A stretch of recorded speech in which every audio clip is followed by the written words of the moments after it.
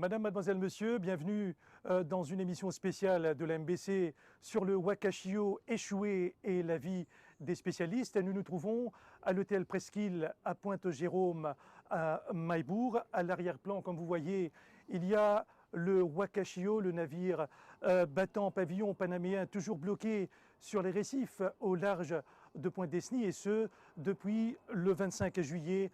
Plus précisément à 19h31. Sur place, la surveillance, le suivi et les opérations s'enchaînent pour gérer efficacement cet échouement. Un exercice hautement technique qui nécessite la présence des spécialistes locaux et étrangers. Justement, nous avons sur ce plateau 3 spécialistes pour aborder le Wakashio échoué. D'abord, en face de moi, il y a Pierre Gélas. Donc Pierre Gélas, vous êtes coordinateur des affaires humanitaires au Bureau de coordination des affaires humanitaires des Nations Unies. Bienvenue sur le plateau de la MBC. Merci. Et puis au milieu, on a l'assistant surintendant de police, Reddy Luttemoudou, qui est basé au National Coast Guard. Bienvenue. Merci. And finally, we have one Englishman on our plateau, namely Matthew Somerville, who is a specialist in marine pollution. So you have been deployed to Mauritius by the Joint United Nations Environment Programme, the United Nations Office for the Coordination of Humanitarian Affairs, and the International Maritime Organization. So you're in the country to help Mauritius. Yes. Welcome. Thank you. Donc, chers téléspectateurs, la première question, je me dirige vers Pierre Gélas. Donc, Pierre Gélas, vous avez plus de 3 décennies d'expérience dans la gestion des désastres, dans la réponse, dans la réaction aux désastres. À ce jour, quelles sont les tâches les plus ardues, on peut dire, dans une telle situation que vous avez connue au cours de votre longue carrière? Ok, merci. Donc, quand il y a un désastre, je me suis rendu compte que le plus important, c'est la coordination. La coordination, c'est comme un moteur. Il faut que toutes les pièces soient à leur place et qu'il y ait de l'huile dans les rouages pour que ça marche bien. Si on fait des erreurs en termes de coordination, des gens peuvent en mourir. La deuxième chose très importante, c'est l'expertise locale et ce que font les gens, depuis les communautés jusqu'au plus haut niveau du pouvoir, pour répondre à la crise ensemble. Voilà. Et peut-être quelques exemples des expériences que vous avez vécues à l'étranger par rapport aux désastres semblables. Oui, donc quelque part vous avez un peu de la chance, c'est un désastre, mais il n'y a pas de mort. Donc ça c'est déjà très bien. Ce qu'il faut faire d'habitude quand il y a des problèmes comme ça, c'est s'assurer que chacun sache ce qu'il doit faire et définir des priorités. Des priorités. Par exemple, on parle souvent aussi de l'aide internationale qui vient, mais après un tremblement de terre, qui sauve les gens? C'est les communautés avec leurs mains nues qui sauvent les gens les premiers. Et quand les experts internationaux arrivent, ça prend toujours 2-3 jours. La majorité du travail a déjà été fait. Et dans ce cas, ici aussi, on peut noter que très vite, les communautés et le gouvernement se sont unis comme un pour essayer de limiter les dégâts de ce qui vous arrivait. Donc c'est ici, je trouve que pour un pays qui a jamais ou très peu de catastrophes, grâce à Dieu, vous avez eu des excellents réflexes dans la réponse. And now I turn myself to Matthew Somerville. So you are a marine pollution specialist. You are an independent oil spill expert who has extensive experience in all elements of oil spill management. So you are in Mauritius. Maybe your first reaction on the magnitude of this issue in Mauritius? Well, I think for everyone, the first time they have an oil spill, it's a big shock, a big surprise. And Mauritius as a country has been fortunate not to have previous spills. But for my career, for the last 35 years, I've been doing oil spills. So I've seen a lot of oil spills in a lot of different countries. Big oil spills and small oil spills. Doesn't matter what size they are or where they are, they're always difficult to manage. They happen when you don't expect them, and you have to be reactive initially and then bring the event under control into a planned process way. And we see that happening here just the same as it's happened in other countries. Donc, c'est qui Mathieu Somerville Pédianou, les fins l'expérience dans le oil spill management un peu à travers le monde. Il y a un grand oil spill et un petit oil spill. Et justement, à Maurice, nous pas fait un trop gros choc qu'on a fait passer dans les autres pays, mais toujours, c'est une situation qui nous peut bien gérer. So, Mathieu Somerville, relatively speaking, how do you evaluate the current? You mentioned about the major oil spill abroad, and this one. What is your evaluation? I think you can't rank them directly. It's not about size. It's about how the outcome is. Yeah, there have been small oil spills that have had big impacts, oil spills that have had small impacts on the world. And the current impact, as per your observation. This here, yes. The ship ran aground, some oil has been lost, but the reaction by the government, and very importantly as well, by the people, the volunteers, has meant that the extent of the pollution has been limited. Yeah. Added to that, the salvors have been trying to do their part to remove the rest of the oil and stop any further leaks. Donc Mathieu Somerville Pédianou, qui tout le monde filme la main à la pâte pour gérer la situation. D'abord, ben volontaire, l'équipe de sauvetage à bord du Wakashio et également les autorités qui peuvent mobiliser pour gérer la situation. Et là, je tourne moi vers l'assistant surintendant de police, Reddy Lotmoudou. Reddy, la grande question qui du monde peut poser. Donc le bateau, comment il arrive là le 25 juillet? Bon, alors, comment on peut dire qu'il y a l'enquête qui est en cours. Alors, l'enquête pour déterminer comment le bateau il arrive là et qui sont les fautifs. Alors, moi, pas pour aventurer moi tellement dans les contextes que bateau, comment il arrive au récif, et ça pour déterminer par l'enquête. Mais, moi, capable de dire après qui les bateaux ils arrivent sur les récifs, Coast Guard il déclenche tout l'opération qui besoin et il informe toute l'autorité, tout le ministère concerné et nous faisons même activer le Disaster Contingency Plan. Nous faisons activer le même soir la National Disaster Risk Reduction and Management Center le même soir pour qu'il est capable de prendre la situation en main et il est capable de commencer et contrôle la situation. Et qu'on peut cause plusieurs plans qui finissent activés le même soir, peut-être pour l'audience. Est-ce capable explique-nous le plan là, comment il y était exactement? Bon, au niveau de Coast Guard, alors nous être sûr que nous avons personnel qui participe au travail, ça est là, nous faisons mobiliser, nous faisons tout de suite travail les soirs même. Nous mobilisons l'hélicoptère de la police, nous envoyons un request, nous faisons si vous êtes capable de faire un survey le lendemain at first daylight. Nous faisons aussi mobiliser nous le lendemain le 26 juillet là. Le 25 même, les soirs même, nous faisons fini déclenche, nous avons request. Alors nous faisons aussi request tous nos plongeurs viennent sur place ici. Nous faisons envoyer nos bateaux pour constater et que la situation était réellement en relation avec Wakashio. Et quand nous finissons tout ça bande d'affaires là, le lendemain, nous finissons continuer et établir nos mobile command post qui trouve prêt avec le Coast Guard de Blue Bay. Et à partir de là, nous prenons la situation en main et tout bande d'affaires commence à déclencher et venir même jusqu'à aujourd'hui. Et là, je rappelle aux téléspectateurs qui nous réalise une émission exceptionnelle, d'une situation exceptionnelle. Et là aussi, tout le respect des mesures sanitaires sur le plateau. Par exemple, nous pouvons maintenir la distanciation physique et tout. Nous, l'objectif, c'est que nous pouvons briefer les derniers éléments par rapport au Wakashio ce vendredi. Et là, je me tourne vers Pierre Gélas. Donc Pierre, l'ASP Lotmoudou nous disait qu'il y a une faute mobilisation sur le terrain pour gérer la situation. Quel est votre regard sur l'accueil sur le terrain? Très positif.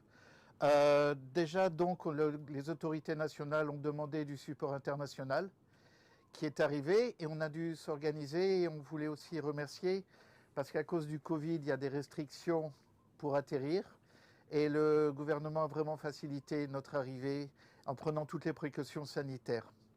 Deuxièmement, vous avez un centre opérationnel extrêmement bien organisé avec tous les ministères concernés qui sont là, qui travaillent comme un. Tous les jours, il y a des meetings où on débriefe, on raconte aux gens qui sont concernés dans la réponse qu'est-ce qui s'est passé la veille, quels sont les objectifs de la journée, quels sont les risques, quelles sont les techniques qu'on va utiliser, etc. Donc tout le monde, ce qui est intéressant ici, reçoit la même information. Tout le monde est d'accord sur les chiffres, sur les stratégies. Ce qui facilite énormément la réponse, c'est quand les gens ont une mauvaise organisation et mauvais accès aux informations qu'il y a des problèmes. Ça part à droite et à gauche. L'intérêt dans ce genre de situation, c'est d'aller vite. On ne peut pas perdre de temps et discuter trop longtemps. Donc il faut un très bon schéma pour prendre des décisions. Et le challenge pour les autorités nationales, c'est d'intégrer aussi nous, qui venons de l'extérieur, avec nos propres méthodes de culture et de travail. Et justement, comment se passe cette coordination pour avoir une meilleure synergie entre les différents membres de l'équipe des spécialistes? Écoutez, c'est comme si on était rentré dans la famille. On a été accueillis à bras ouverts, on s'est présenté, ils nous ont présenté ce qu'ils faisaient, et tout naturellement, on a été comme un pour faire la réponse, ce qui est très important. Notre valeur ajoutée à nous, c'est qu'on peut aussi connaître des expertises qu'il n'y a pas dans le pays et qui pourraient venir, mais j'ai été aussi surpris de la qualité du niveau de l'expertise nationale. Vous avez beaucoup de gens qui s'y connaissent en pollution, en hydrologie, etc. Donc, et qui s'y connaissent en gestion des désastres. Donc ça a été très facile pour nous. On a eu aussi un endroit qui nous a été donné avec connexion Wi-Fi, etc. Tout ce dont on avait besoin. Et à un niveau personnel, ça marche très bien aussi avec les représentants des ministères, du ministère de l'Environnement et des autres ministères. Donc on n'a aucun problème. Et pour nous, c'est assez facile de travailler dans ces conditions grâce à l'accueil que vous nous avez fait. So, Mathieu Somerville, what Pierre was mentioning about the coordination with respect to the various specialists on the field. So, the question from me now will be about the current situation. At the time that we are talking, we are 5:30 p.m. this Friday, 14 August. What about the pumping of the oil on the ship? That's the big question that many Mauritians are asking. And the second question, maybe in the same line, has the ship broken into two? Okay, first, the oil on board the ship, the stuff that is referred to as bunkers, the ship's fuel, is stored in a number of tanks around the ship. Yeah? The salvage team have been working to pump the oil from those tanks, starting with the bunker oils and then moving on to deal with the fuel for generators, lubricating oils and other things. They've already emptied as much as they can out of those tanks, but of course the ship is moving and breaking in the sea.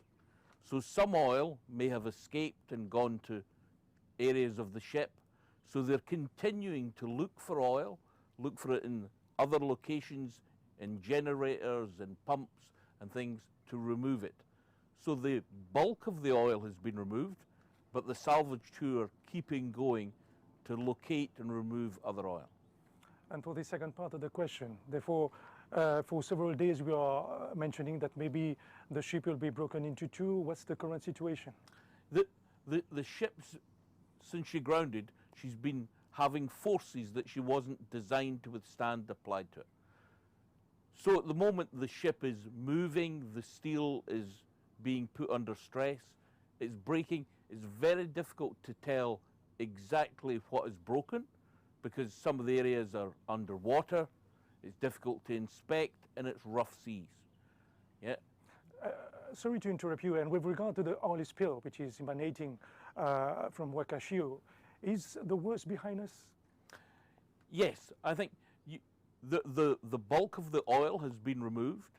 There's still going to be some oil on board, so there's still some risk. And that's why the booms and the other resources are still in place in case there is further oil. but the worst is behind us now. And if there was a release now, there's a lot of more resource already in place, observation in place to catch if oil is spilt. Donc ce qui Mathieu Somerville Pédianou, c'est qui le pire l'idéanou, le bulk, c'est-à-dire la plus grande quantité de l'huile finit être déjà retirée du Wakashio, maintenant avec l'effet ban vague, et dans un petit trace de l'huile qui peut être déversée, mais la situation est sous contrôle et que tout bonne ressources mobilisées toujours pour faire face à la situation. Donc ASP Lotmoudou, tout bonne ressources peut continuer mobiliser à ce stade, à ce vendredi, comment Coast Guard peut toujours mobiliser le terrain? Bon, nous finissons comment se mobiliser à partir le premier jour, qui veut dire à partir des 25 soirs, et ça finit continuer 24/7. Nous pouvons travailler d'arrache-pied pour que nous rendons la situation le plus vite possible à la normale. Alors, et justement, pour rendre la situation plus vite possible à la normale, quand la situation pourrait retourner à la normale? Non, nous ne sommes pas capables de dire quand exactement que la situation pourrait retourner à la normale. Mais ce qui est capable de dire que nous devons remercier toutes ces personnes qui peuvent contribuer directement ou indirectement, peuvent fabriquer des bouées, qui placent des bouées dans la mer. Ça, je finis mettre beaucoup d'efforts et qui nous remercie eux pour ça. Et je suis capable de dire aussi que tout ça, des bouées qui finissent mettre dans la mer là, ils finissent prothèse vraiment et les autres faisaient spelling de sa bande et spill qui peut arriver là. Et là, pour le moment, je suis capable de dire que d'après observation que Coast Guard peut faire sur le terrain, nous pouvons trouver qu'il y a beaucoup de ces bandes booms qui ont déjà fini de mettre là, qui ont déjà fini saturés, et il y a même qui fait avec la paille, avec des bouteilles en plastique, qui ont déjà mis. Et justement, on peut dire, ce boom-là, c'est fini saturé, une fini contaminé. Maintenant, comment pour gérer la situation? Comment pour disgarder ce boom-là? Très bonne question. Maintenant, ce que nous pouvons faire là, quand nous finissons remarquer que ce boom qui est déjà contaminé là, qui peut retirer par une personne qui peut s'accorder l'expérience pour tirer ce boom là, et quand je peux amener à terre, je suis capable de causer une deuxième contamination. Qui nous parle qui est arrivé. Alors, quand je peux sortir, il peut casser, et il peut morceau là, et peut transférer ça à une place pour amener les autres places. Alors, la situation, au lieu qu'il est améliorée, il est capable de plus grave. Alors, nous, quand Coast Guard observe ces affaires-là, les experts qui viennent venir, ils disent à nous que, voilà, à partir de maintenant, nous pouvons bien arrêter de tirer ces bandes qui finissent déjà fini contaminé là. Et je dis à nous, qui fait aussi, nous devons arrêter, c'est parce que quand nous pouvons continuer à tirer ce banboué là, sans l'expérience, nous pouvons capables de contaminer les autres bandes places. Alors, ce qu'ils ont décidé, les experts finissent à nous qui arrêter complètement et qui, pour faire ce bande affaire là, besoin d'un guidelines, besoin d'un training pour nous connaître exactement qui besoin faire, comment besoin faire, et écoute ça pour mettre sa bande et bouée qui finit contaminer là pour ne pas contaminer les autres bandes d'affaires. Justement, ASP Lotmoudou, donc Pierre Gélas, ce que M. Lotmoudou disait, c'est qu'il y a un véritable élan de solidarité dans le pays avec les volontaires qui se mobilisent, etc., avec les bouées et tout. Donc maintenant, au niveau de la précaution, quelles sont les mesures de précaution que vous préconisez? Maintenant, je ne suis pas spécialiste pour ça, mais il y a le ministère de la Santé et le ministère de l'Environnement qui vont donner des consignes. Les premiers jours, ça a été l'urgence. On voulait contenir la crise, etc. Hein, et peut-être que la communication était plus réduite à cause de ça. C'était dans l'action 24 heures sur 24. Maintenant, le travail énorme qui a été fait par les volontaires depuis les premiers jours a été très important. Maintenant, les volontaires sont fatigués aussi, ils ont beaucoup donné. Et maintenant qu'il n'y a presque plus d'huile qui sort, on se demande quoi faire. Okay. Donc, justement, comment voilà. Intégrer les volontaires dans le plan national? On va les intégrer. Déjà, il y a d'autres travaux à faire maintenant. Par exemple, il ne faut pas travailler trop, nettoyer les mangroves. Parce que c'est extrêmement technique, c'est un milieu extrêmement sensible où les poissons et les crustacés se reproduisent. Et si vous mettez des gens qui marchent dans les mangroves, ils vont faire enfoncer le pétrole qui va atteindre les racines et tu fais encore plus de mal que de bien. C'est la même question pour les plages. Pour les plages, voilà. Là où il y a de l'hydrocarbure sur les plages. Il y a des stratégies qui ont été faites, il y a du travail qui ont été fait. Maintenant, on passe dans une phase post-urgence. Okay, on va faire ça tous plus professionnellement. Et il y a un travail à faire aussi pour l'instant qui est très important. C'est sur les plages qui n'ont pas été touchées par l'huile qui sortait du bateau. Okay, votre réputation et votre value, votre atout ici, c'est le tourisme, c'est les Exactement. plages ça fait rêver tout le monde. Maurice est reconnu pour le Sand, Sea and Sun. À juste titre, à juste titre. Maintenant, les autres plages qui n'ont pas été touchées ont quand même des algues séchées, des bouts de bois, des bouts de plastique, peut-être même des masques, qu'il y a une pollution énorme dans le monde entier. Et c'est très important de les nettoyer, pour deux raisons. Parce qu'il faut profiter de cette crise comme une opportunité pour améliorer l'ensemble des plages. Et deuxièmement, si par malheur, il y avait une autre pollution qui arrivait et que la plage était déjà nettoyée de tout le bois, de toutes les algues et tout, elle serait extrêmement facile à nettoyer. Donc les communautés sont venues vers nous et nous ont dit qu'est-ce qu'on doit faire maintenant. On discute avec le ministère de l'Environnement et on va leur proposer des activités, notamment sur les plages qui n'ont pas été touchées. Mais maintenant, il faut ralentir un petit peu le rythme. Je sais que ça peut être frustrant pour les communautés, mais elles ont fait déjà beaucoup de travail et maintenant on va faire ça d'une manière très très professionnelle pour finir le travail excellent qui a déjà été fait en termes de dépollution. Donc vous demandez aux volontaires d'être un peu plus patients maintenant pour la marche à suivre. Voilà. Maintenant au niveau des ressources même, les ressources techniques, est-ce qu'il y a suffisamment de ressources pour gérer la situation? Voilà, il y a déjà toutes, oui. Les ressources techniques, je dis. Les ressources techniques sont là, et on est en train de recruter ou de voir comment on peut associer de plus en plus d'experts nationaux, des experts de l'île Maurice, pour aider. Il y a des trainings à faire auprès des communautés, parce que ça ne s'improvise pas. C'est très simple, c'est pas dangereux, le pétrole ne tue pas, les femmes se mettent des produits dans les cheveux, des gels à base de pétroléum, le truc blanc, c'est pas dangereux, mais quand même il faut savoir le faire, parce qu'il n'y a pas seulement l'enlever des plages, il y a aussi le traitement, le recyclage et le stockage en lieu sûr. D'accord ? Donc tout ça maintenant que la première urgence est passée, va être fait d'une manière tranquille, sereine, mais on va vraiment intégrer tout le monde.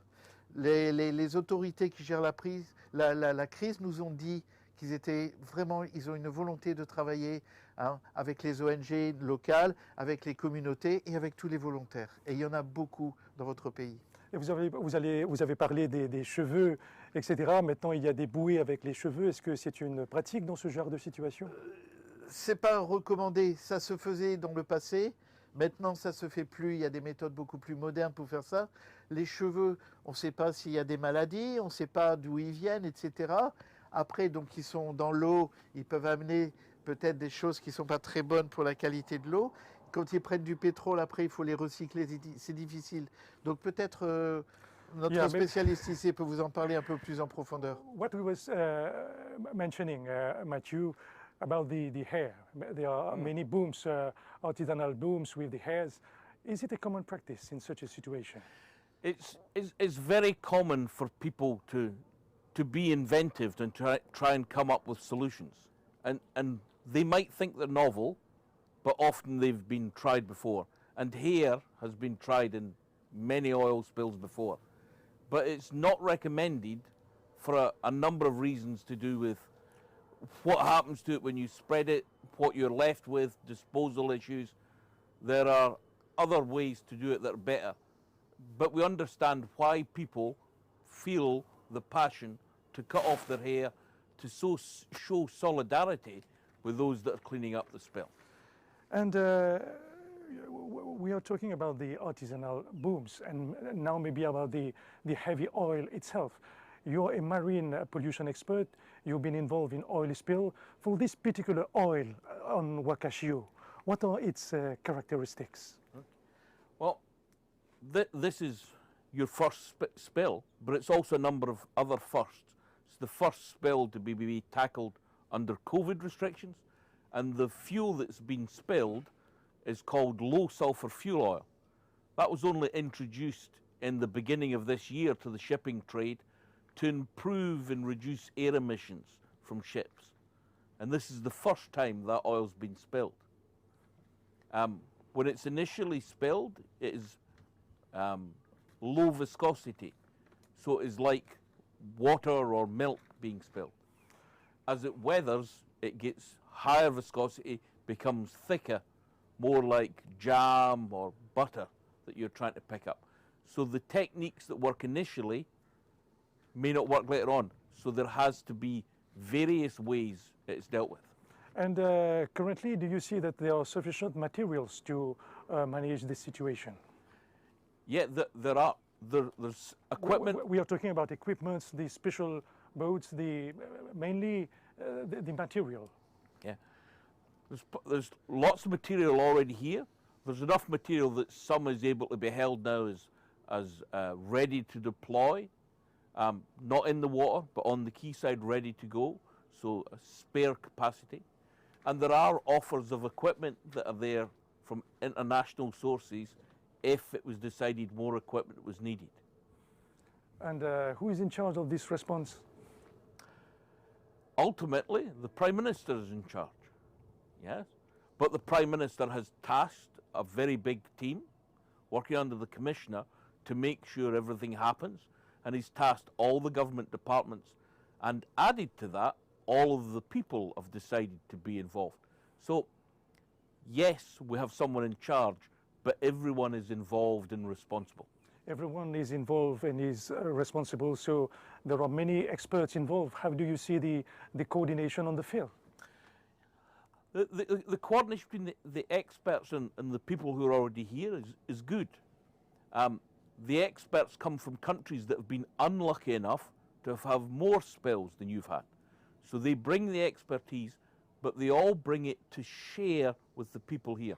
Not to take over the spill, to let the people that are already here take the knowledge, run the incident, and impart some of that knowledge here for the future, which we hope they never need, but maybe in a few years' time, people from here will be going to other countries to help them. Donc, Mathieu Somerville, d'abord, il fait une répondre à une question. L'eau bouée qui peut fabriquer à base de cheveux, l'Indien qui, c'est pas une pratique courante pour gérer une situation pareille. Et puis, au niveau de la coordination, l'Indien qui, c'est le Premier ministre, qui peut chapeaute la coordination de la réaction à ce déversement-là, la situation. Mais au niveau d'un expert qui est en local et étranger, il y a toute une coordination pour qu'il y ait une synergie dans la réponse à la crise. Et finalement, l'Indien qui aussi qui a suffisamment de matériel, l'équipement pour faire face à la situation. Et que là, me tournement vers ASP Redi Lotmoudou. Donc, nous trouvons qu'il y a un expert international qui peut travailler et aussi un expert local. Comment nous avons des spécialistes incluant ou l'équipe technique dans Coast Guard peut intégrer avec ça l'élan international? Bon, comment on connaît, le matin, nous avons un briefing qui fait avec toute une organisation internationale, locale. Alors, dans ce briefing-là, nous faisons un constat qui finit arrivé pendant la journée. Et si finalement, si jamais il y a qui manque quelque part, alors, the issue is taken on board. Alors, nous regardons comment nous pouvons adresser les issues et comment nous sommes capables de mieux faciliter la coordination entre toute l'équipe mauricienne et les experts étrangers. Alors, là, nous pouvons travailler en collaboration. Après les briefings que nous faisons, nous regardons le lendemain qui est un expert qui peut associer nous avec le Coast Guard, la police, SMF, etc. Et comment nous rentrons dans une seule équipe, comment nous trouvons qu'il y a un seul but et comment nous coordonner le travail que nous finissons planifier la veille. Alors, ce travail-là, quand nous finissons planifier, nous exécutons ce lendemain avec la collaboration de tous ces experts-là. Alors, sur le terrain, chacun est dans sa responsabilité, chacun est dans son partie de travail à faire, et ce travail-là, faire sous la supervision de ces experts-là. Donc, Pierre Gélas, en résumé de ce que l'ASP Redi Lotmoudou nous disait, c'est qu'il y a une véritable mobilisation, la coordination s'installe. D'une part, vous avez les experts étrangers, les experts locaux, il y a la société civile. Tout le monde veut mettre la main à la pâte, comme nous dit. Maintenant, vous, en tant que coordinateur des actions humanitaires au niveau des Nations Unies, comment est-ce qu'on peut avoir une meilleure synergie dans une telle situation? Il y a déjà une très très bonne synergie qui existe. On est arrivé, il y a un système qui était en place. Quand on arrive dans un pays, on ne veut pas casser ce qui existe, ok, pour faire quelque chose qui ne correspond pas. Vous avez eu les bons réflexes dans la structure de coordination. Il y a des gens qui prennent la décision, les politiques, ok. Et après, il y a des groupes sectoriels qui travaillent sur les différents aspects de la réponse. Il y a des gens qui font la dépollution sur mer, sur terre. Il y a des gens qui font la logistique, des gens qui font la communication, etc., etc. Donc après, il y a des sous-groupes. Les matins, donc, il y a des meetings où tout le monde prend la même information, définit en commun les priorités de la journée. Et dans ce cadre défini, chacun après va travailler dans son domaine et reporter à la fin de la journée sur ce qu'il a fait. Donc c'est un système qui marche très bien. Aucun système n'est parfait, mais il est dans un des top systèmes qui existent et on l'améliore tous les jours en plus. Donc la coordination marche bien. Et ce qui est intéressant, c'est que tout le monde est intégré. En fait, du Premier ministre jusqu'aux gens des communautés, comme une famille. Une famille. So, Matthew Somerville, what Pierre Gélas was telling us about the coordination on the field, about the synergy between the various actors involved. Previously, you told us that the worst is behind us. Now we are moving more and more towards a cleanup strategy. As a marine pollution specialist, how should this particular phase be well organized, the cleanup strategy? Well, you're right, we're moving from one phase towards the next. And what we're going to try to do is from being reactive, as we were at the beginning, to planning the activity. So that means that there's a lot of surveying work going on just now, identifying where the oil is that still needs to be removed, starting to think about how it is removed, and then think about the equipment and the people to do that. And some of those people will be local or international expertise that might be needed, but also local people will be involved, and they'll need to be trained, equipped with the right tools, equipped with the right protective clothing if needed. That's the stage we're at now. This will be a longer part of the response, because some of these places will have to be cleaned slowly and carefully. Slowly and carefully. Donc, Mathieu Somerville, explique-nous comment nous pouvons bien procéder. Maintenant, nous rentrons dans une phase de clean-up. Donc, nous pouvons procéder avec toutes les mesures nécessaires. Au fin de temps, les sons des hélicoptères. Donc, nous à 5h50 PM ici dans l'hôtel Presqu'île. Les opérations de nettoyage peuvent continuer toujours. So, Mathieu Somerville, you have spoken about the cleanup strategy, maybe about the solid waste strategy, how to proceed with that. Well, a lot of waste is generated in an oil spill. Yeah, it's not uncommon for it to be 4 times more waste than oil spilled, or even up to 12 times more. So a lot of waste, a lot of very mixed waste from different places and different sources. So a waste strategy has to be put together. So a lot of the material being recovered now will be taken to safe temporary storage, where a plan can be put together to deal with it.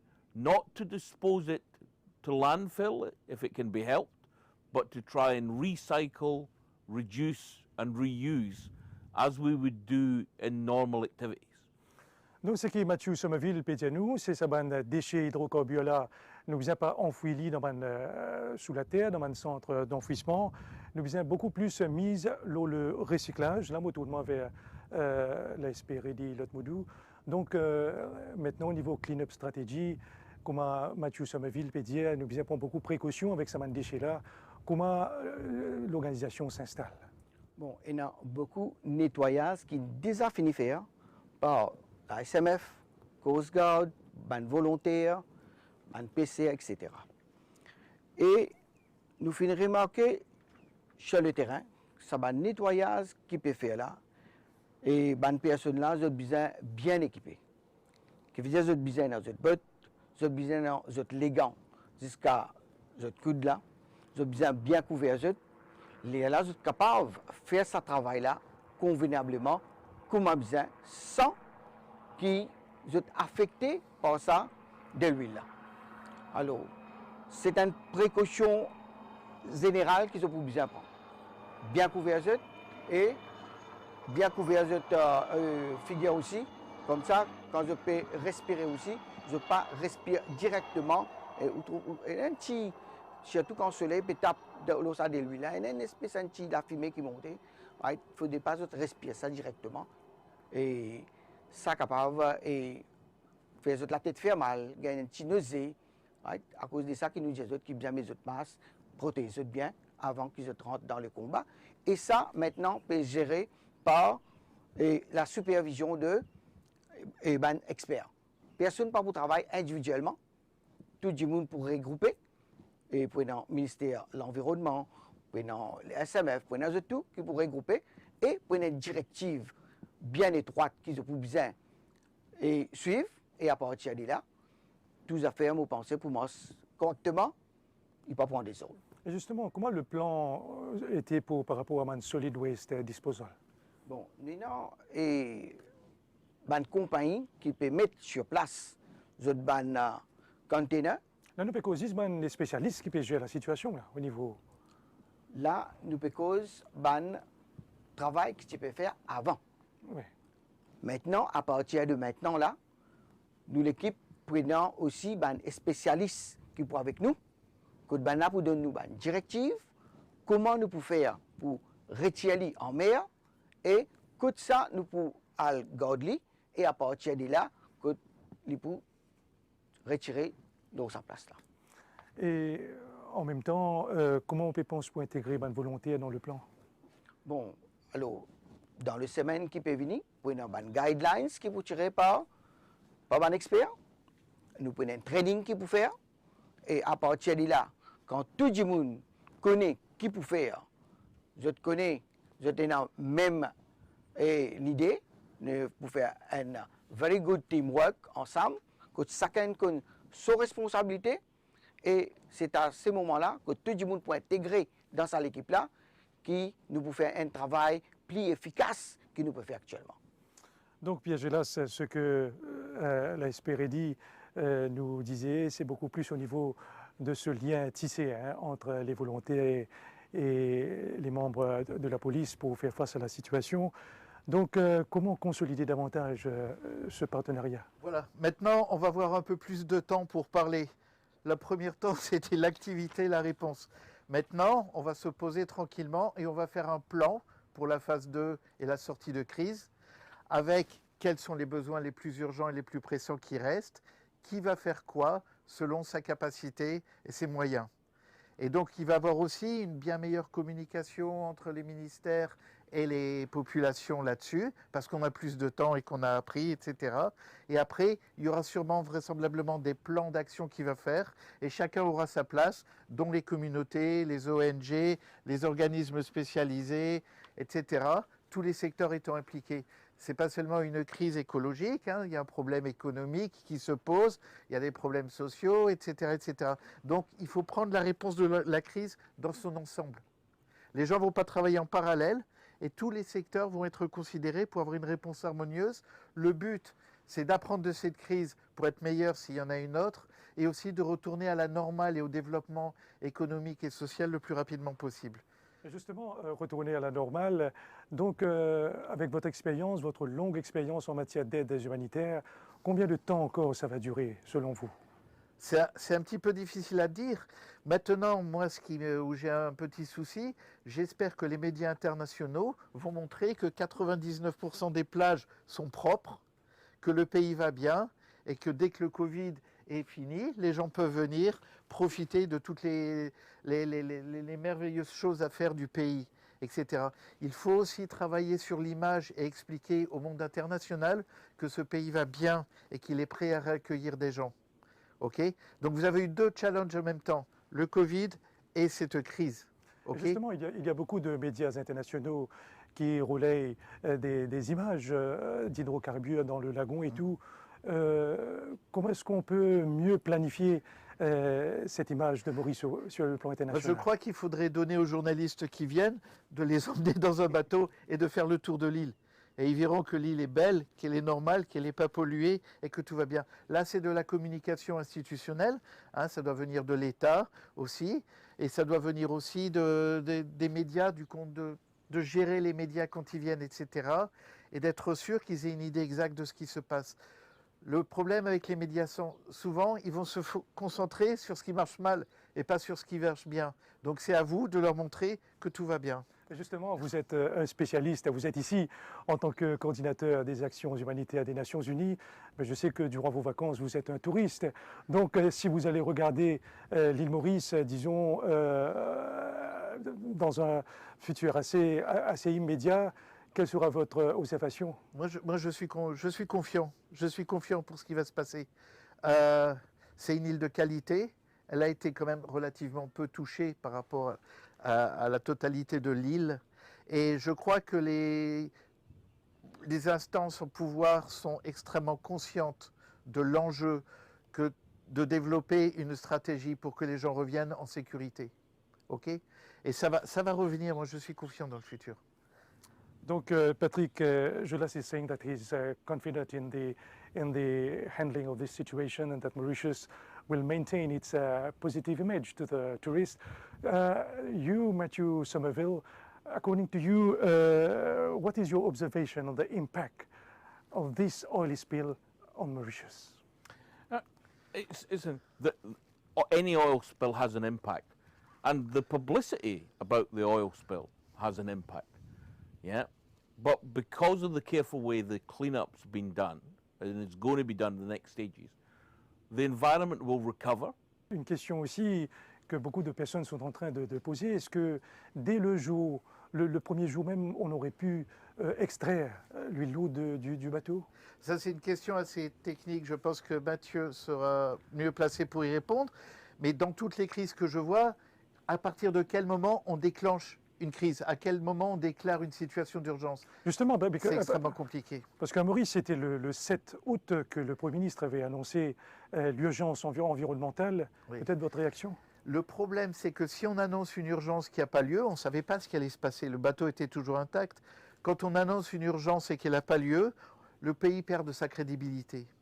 Donc c'est extrêmement technique, mais je vais laisser la parole à Mathieu qui a plus d'expérience pour les pollutions et déclarations d'état d'urgence. What we were saying, Matthew, is that about the extract of the oil from the Wakashio. Do you think we could have done it maybe on the first day itself? No, because you didn't have the resources weren't here. The expertise, the people to do that had to travel here. Yeah. That was done very rapidly. The crew stayed on board the ship. They were helping with that. But it was later, once the salvage team arrived, the experts, that they were able to assess the ship and determine that, unlike what everyone had hoped, that the ship would come off without spilling any oil, that the ship was in a difficult position and the crew had to be evacuated, and then they had to move into looking to remove the oil, because they weren't going to be able to remove the ship in the way they'd originally hoped. And is it a normal exercise to remove the ship, or it requires quite some technical expertise to do that?